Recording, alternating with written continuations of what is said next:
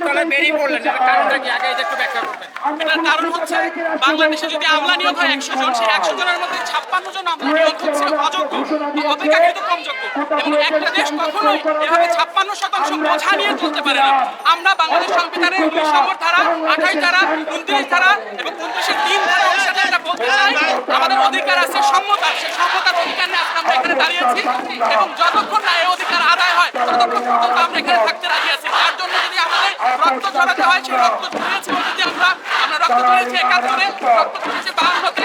আমাদের ঢাকা বিশ্ববিদ্যালয় অতীতে বাংলাদেশের জন্ম দিয়েছে এবং ভবিষ্যতে একদম বর্তমানে আমরা আমাদের অধিকার প্রতিষ্ঠার জন্য আছি এবং সবসময় থাকবো। আচ্ছা, আপনার এখন মূল দাবিটা কি?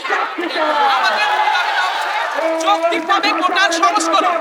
যারা অনগ্রসর, সংবিধান আমাদেরকে বলে যারা অনগ্রসর বা যারা অধিকার পাচ্ছে না তাদের জন্য কোটা থাকতে পারে, যারা পলিটিক্যালি চ্যালেঞ্জ তাদের জন্য কোটা থাকতে পারে, যারা ক্ষুদ্র গোষ্ঠী তাদের জন্য কোটা থাকতে পারে, কিন্তু যারা সুবিধাভোগী শ্রেণী তাদের জন্য কোটা থাকা কখনো মেনে নেওয়া যেতে পারে না। আর কোটা থাকতে পারে 5%, কোটা থাকতে পারে 10%, সেখানে কোটা যদি 56% থাকে, অযোগ্য 56% লোক নিয়ে কখনই একটা দেশ মেরুদণ্ড উঁচু করে দাঁড়াতে পারে না। এটাই আমাদের দাবি।